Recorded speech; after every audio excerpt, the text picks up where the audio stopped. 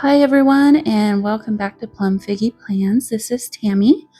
All right, so we have a brand new travel-sized bullet journal from Archer and Olive. This is from, I believe, the summer 2022 subscription box. I was not thinking about Archer and Olive any time in that time frame, really, other than I had seen a picture of this journal, this bullet journal, the cover, and I absolutely fell in love with it, and that love never died.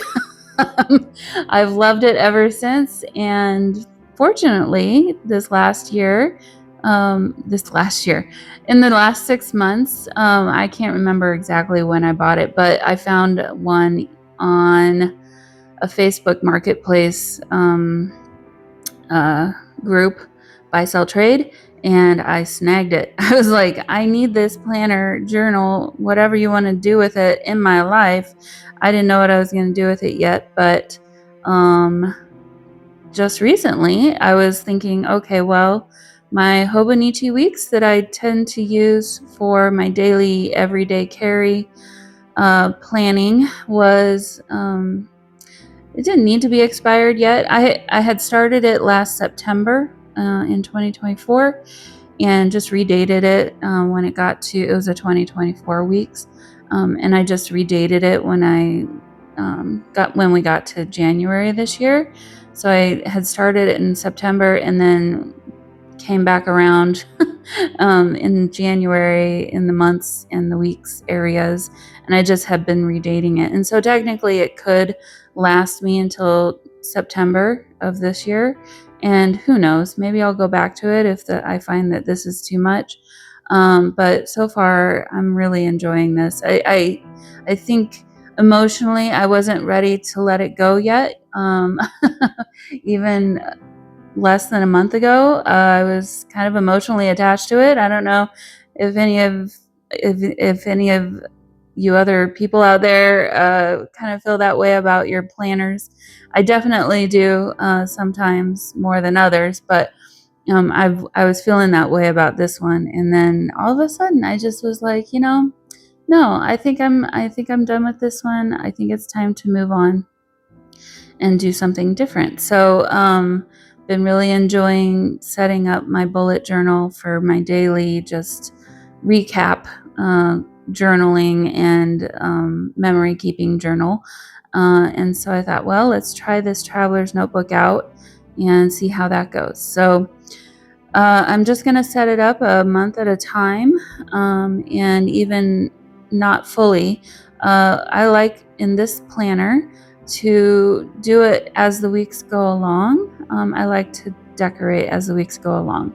And I like to use a lot of stickers. If you want to get a sense of how I do that, I did flip through when I was setting up the beginning pages of this new bullet journal. I did flip through and kind of explain a little bit of that in my last video. So I'll make sure and get that linked at the end of this video so you can find it easily if you want to watch that. That's kind of a quick little flip through on how I use this. But anyway, so I like to use stickers, and I have an awful lot of Happy Planner sticker books. Oh, and perfectly timed. Look at that. So this is new from their spring release this year. Forget what it's called. I'll look for it and add it later. This other one I'll use potentially is the art journaling one from Joann's. This other one is from Hobby Lobby, and this obviously is Tim Holtz, and another little one from Hobby Lobby. So they all kind of seemed like the stickers would go well with each other. Certain ones more than others, but this will be the main one that I use, like, for the most part. I'll pull from this one, and then I like to just kind of mix and match from some of these others, just mostly because I got so many sticker books and I can't seem to stop buying them. Like, it's a problem, guys. Like, there is no way I'll be able to use all the stickers that I own ever. So yeah, it's a problem. But and I just enjoy I just enjoy it. I don't know what to say. There's something about it. Some of these happy planner ones, the sayings can be a bit much after a while. So there is that, I guess. I do get tired of that once in a while, but I just try to space them out or just don't use those as much in my planning. And thankfully, they've stopped using them as much. I think maybe the feedback has been that most people don't care for as many of those. I don't know, maybe not. But anyway, so yeah, so for the I'll explain another thing. So for the days of the week on this calendar, I had put down some other just round circle stickers, and then I stamped on top of those. Well, the material on those round round circle stickers was not glossy, but not, the ink on my stamping didn't sink into it very quickly, and I wasn't willing to let it sit for 24 hours, probably more than it needed, to let it fully dry. And ultimately it did smear so much that I couldn't let it stay that way. Unfortunately, I had used glue to glue those down because they were older stickers, and I knew that the stickum wouldn't stay very well. So I did glue those. Yeah, you can see I'm trying to dab it off, but even that, it was already smudging, and the more I did things in this journal, the worse it got. So the beginning picture, or no, the ending pictures that you'll see at the end of the video do have a different background behind that because I did have to peel it off. Thankfully, I was able to do it without damaging the actual paper and going through. But yeah, so that was a bummer. It took more time, unfortunately, but lesson learned. I won't be stamping on those those stickers anymore anyway.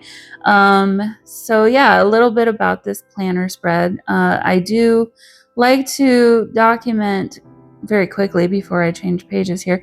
I do like to document a few highlights throughout the month, but mostly I do write on the days throughout the month, and then we'll go back and fill it in with stickers after that, after a few days have passed, or maybe a week, whatever it might be.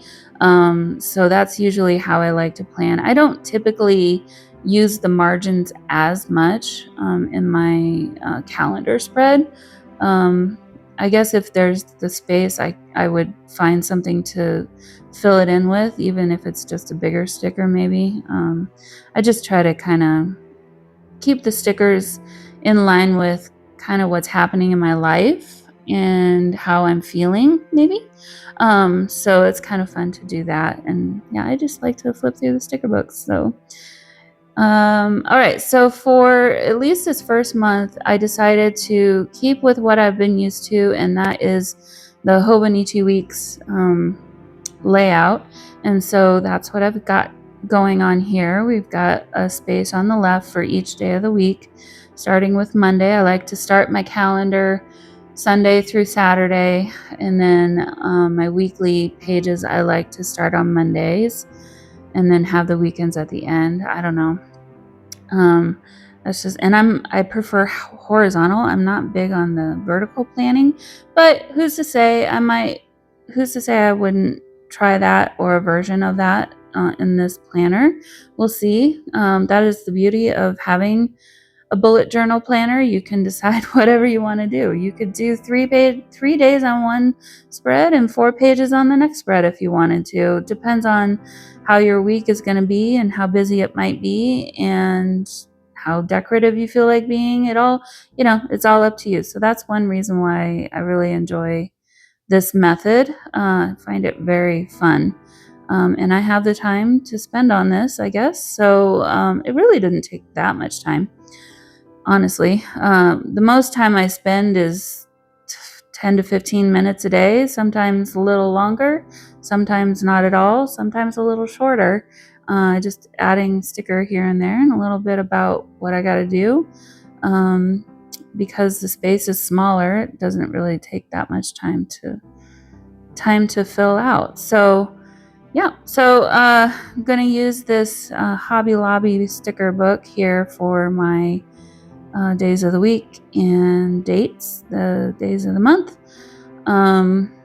What I tend to do is basically, well, this would have been set up already in my Hobonichi weeks, but I'll do that here and have my days of the week in place. So really mostly all I ever tend to do to prepare, I didn't like the way that looked. It was too much white. So I went with these gold ones instead.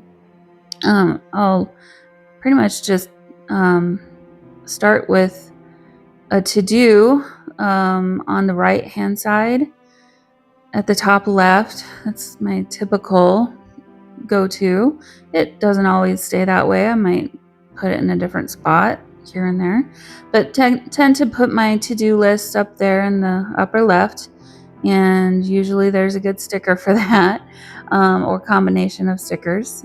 So that's what I'll do for today, and then throughout the week I will fill that in and start on the next one the next week. So what I decided to do for the setting up of all of June was what you see here, and the stamp that I do here. I did that for all the weeks of June. I just didn't show it on this video, but basically what you're seeing here, the blankness of it, plus the 2025, is all the weeks for June that I did. So same layout, nothing different. The numbers that I used there, that little stamp set did come from AliExpress. It's kind of a nice little set. I think it was maybe $5. It was really cheap, but I do like this sticker set here. Unfortunately, with Joann's going away, I doubt we're ever going to see them again. So maybe now I'll be a little more careful about how much I use it. And you can even see I chose not to use it this time. But it's good it's got some really good tags, stickers in there. So really fun to use in like a documented type situation. If you're doing like travel journaling or whatever it might be, they're really good to just jot down like the date and what it was very quickly that you did. I like to use them a lot when they make sense with my other main stickers that I'm using for that week or month or whatever it might be. So went and found that one flag sticker again. I did really like it. It's got some really nice gold foil leaves on there.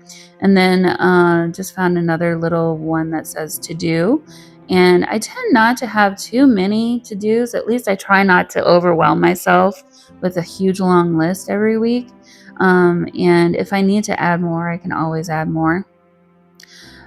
So I was hoping I could fit that sticker up at the top, but it just was a little bit too long. So just decided to put it there instead as kind of a breaking point. And of course I didn't put it on straight. So I have to try it again, lean over and look a little bit closer. Even now, I don't know how straight it is, but added that. And then I remembered seeing this little sticker book has the cutest little bunny rabbits and critters in there, and I thought, oh, that bunny rabbit would be perfect with that. And then this one from Hobby Lobby kind of matches really well with the Happy Planner one. So not all of them are going to match. Some of them are a little bit more yellowish and orange, but there were some really good ones in there that I thought could work well. So here's another one. It's just some flowers on clear backing that fit perfectly in that empty spot up there. So, all right. Well, that's my setup for June. Hope you enjoyed coming along with me, and I hope to see you next time in the next video. Have a great day and have a wonderful week, everyone. Bye.